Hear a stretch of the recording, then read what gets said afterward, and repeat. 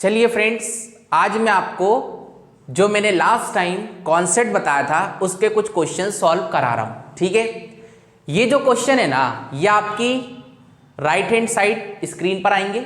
ठीक, और वो क्वेश्चन मैं एक्सप्लेन करूंगा। ठीक है, क्योंकि ये सारा जो कॉन्सेप्ट है ये मेरे लिए बच्चों नया है ना, तो ये कैसे करना होता है, कैसे कर पाएंगे, बस धीरे धीरे कर रहे हैं। ठीक है, आपका साथ बना रहा तो बहुत अच्छे से इन चीज़ों को आगे बढ़ाएंगे। ठीक है, देखिए सबसे पहले मैं एक क्वेश्चन आपके सामने सॉल्व कर रहा हूं।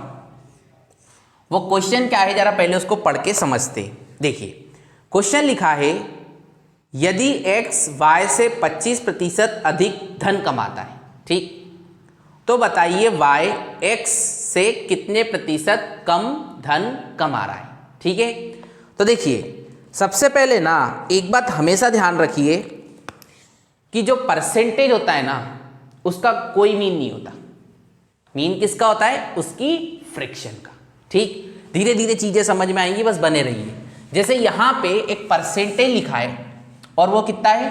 25% है, तो उसको हमने ऐसे लिख दिया। पक्की बात। अभी मैंने कहा परसेंटेज का कोई मीन नहीं है, मीन किसका? इसकी फ्रैक्शन का। तो फ्रैक्शन जिनको नहीं आती उनको मैं बता दे रहा हूं, धीरे धीरे सब सीख जाएंगे, आपको इश्यू नहीं है। ठीक है, तो ये आएगा 25 डिवाइडेड बाय 100। इसको काट दीजिए तो आपका फ्रैक्शन कितना बनेगा सर? 1/4। और शब्द को या उस लाइन को ध्यान से पढ़िए, उसमें क्या लिखा है? इसमें लिखा है यदि x y से 25% अधिक धन कमाता है। यदि x y से 25% अधिक धन कमाता है, अतिरिक्त धन कमाता है ना, अतिरिक्त या अधिक कुछ भी बोलिए। तो बच्चों जब भी अतिरिक्त, अधिक, मोर, इंक्रीज ऐसे वर्ड लिखे आए तो आप समझ जाइए इस फ्रैक्शन में आगे क्या का साइन आएगा? प्लस का।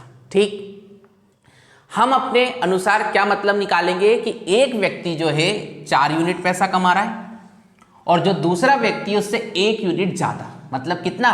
5 कमा रहा है। तो अपन को एक रेशियो मिल गया। अब बात यह आती है कि रेशियो किस चीज का है, तो पहले नाम पढ़िए। नाम क्या कौन से दिए? x और y। ठीक, तो इसमें क्या लिखा है? x y से 25% अधिक धन कमाता है, मतलब ज्यादा कौन कमाता है? x।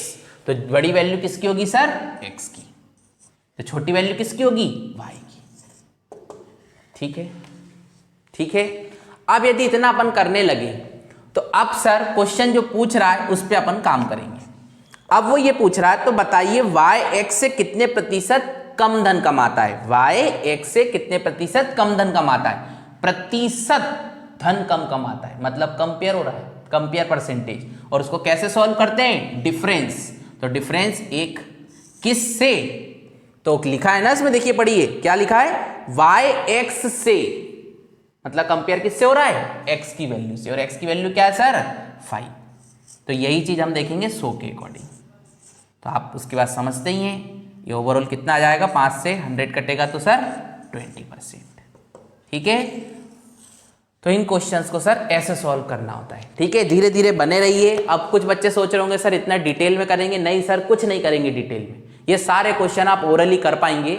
अभी क्या है सर, चूंकि मैं बेसिक पढ़ा रहा हूं, हर बच्चा हर बात को नहीं समझ पाता, इसलिए पूरा मुझे डिटेल में लिखकर बताना होता है। ठीक है, बाकी एक बार आप समझ गए ना तो आप इन्हीं क्वेश्चंस को बहुत इजी वे में कर पा रहे होंगे। ठीक है, अब मैं आपके सामने एक अगला क्वेश्चन रख रहा हूं। ठीक है, चलिए बच्चों, अब आपके सामने मैं एक अगला क्वेश्चन दे रहा हूं जो आपको यहां पर दिख रहा होगा।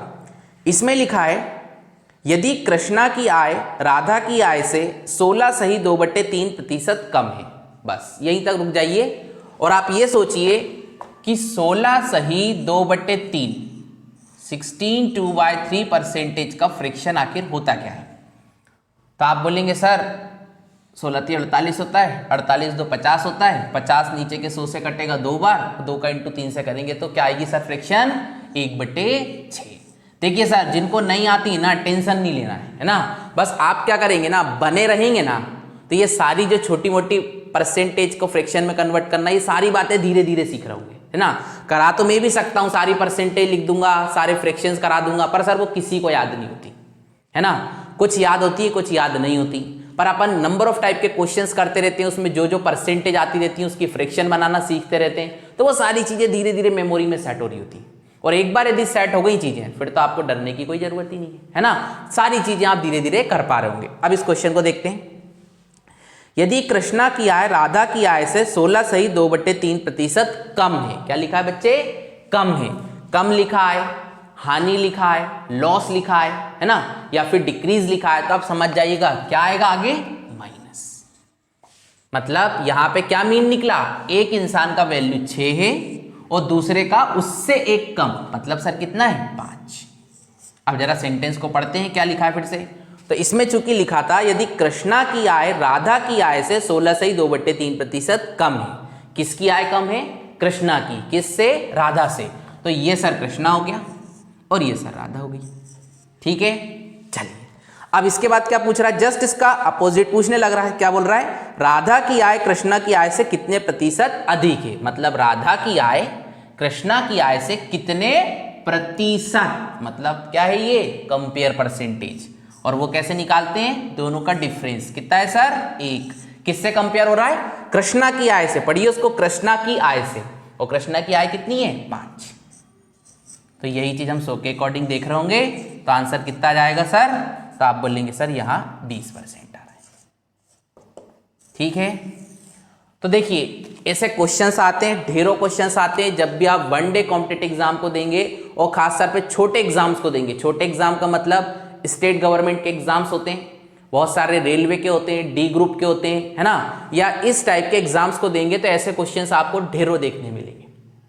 यहां पे आपका कौन सा कॉन्सेप्ट लग रहा है, कंपेयर परसेंटेज का। ठीक है, एक लास्ट क्वेश्चन और मैं करा रहा हूं, उसमें थोड़ा सा कुछ डिफरेंट है, उसको भी ध्यान से समझिएगा। ठीक है, चलिए अब मैं आपके सामने थर्ड और लास्ट क्वेश्चन रख रहा हूं।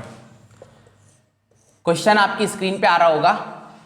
इसमें लिखा है बच्चों, P Q से 6 गुना बड़ा है। क्या लिखा है, P Q से 6 गुना बड़ा है। जब भी किसी पेपर में मैथ्स के क्या लिखा है, गुना या टाइम्स, है ना, तो आप क्या अपनी वैल्यू मानेंगे, 1 हमेशा। क्या बोल रहा है मैंने आपसे कि जब भी किसी क्वेश्चन में गुना, टाइम्स ऐसा कोई वर्ड आए तो आप अपनी वैल्यू 1 मान लीजिए, कभी भी आप गलत नहीं होंगे। अब यहां पे कह रहा है P Q से 6 गुना बड़ा है, मतलब सर दो लोगों के बीच कंपेयर की बात हो रही है और वो P और Q है, और बोल रहा है P बड़ा है Q से कितना, 6 गुना, तो इसकी वैल्यू 1, तो इसकी कितनी सर, 6। ठीक है, अब पूछ क्या रहा है, तो इसको ध्यान से पढ़िए। इसमें पूछ रहा है, कहां गया भाई क्वेश्चन, ये वाला, Q P से कितने प्रतिशत कम है। क्या पूछ रहा है, Q P से कितने प्रतिशत कम है। तो बच्चों यहां पे भी कंपेयर होने लग रहा है, कितने प्रतिशत, और दो लोगों के बीच की बात हो रही, तो यहां पे लेंगे आप क्या, डिफरेंस कितना है, 5। किस से, तो देखिए उसको पढ़िए, Q P से, P से, और P की वैल्यू क्या है, 6, तो 100 पे कितनी। ठीक है, ये सारी चीजें आप धीरे धीरे सॉल्व करेंगे। तो ये 5/6 किसकी फ्रैक्शन होती है, ये होती है सर 83 1/3% की। ठीक है, तो ऐसे हमें कुछ क्वेश्चंस करना होंगे। बिल्कुल मत सोचिए कि सर 1/6 की क्या होती है, 5 टाइम्स कितनी क्या होगी, ये परसेंटेज कैसे क्या आते हैं, सब धीरे धीरे आ जाएंगे। पहले दिन में सर किसी को कुछ नहीं आता।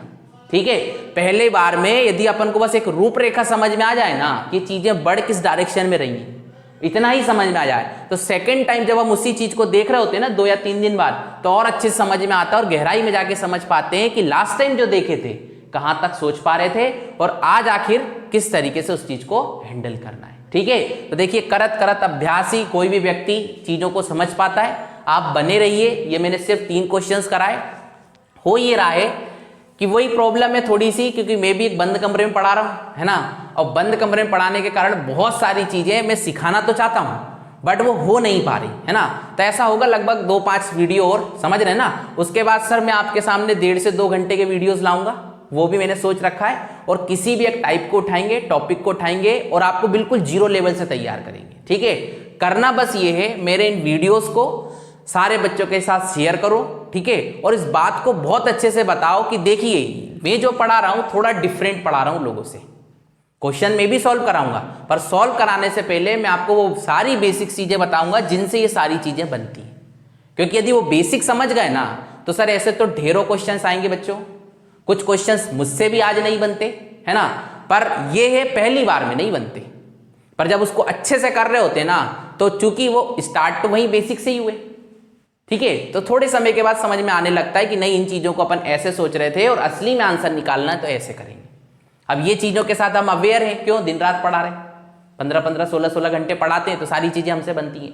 पर असली मजा तो तब होता है जब एक क्वेश्चन मिले और वो पहली बार आपने देखा, तो चीजें इतनी आसानी से नहीं बनती, पर बनती किससे, जिसने बेसिक्स अपने स्ट्रॉन्ग कर रखे। ठीक है, तो अगली बार मैं किसी अच्छे वीडियो के साथ मिलूंगा, किसी और टॉपिक के साथ, है ना। बस बने रहिए, चैनल को सब्सक्राइब कीजिए, शेयर कीजिए मेरे वीडियोस को, और यदि मेरा काम पसंद आता है तो जो लाइक का बटन है उसके साथ भी आप बने रहिए। ठीक है सर, थैंक यू।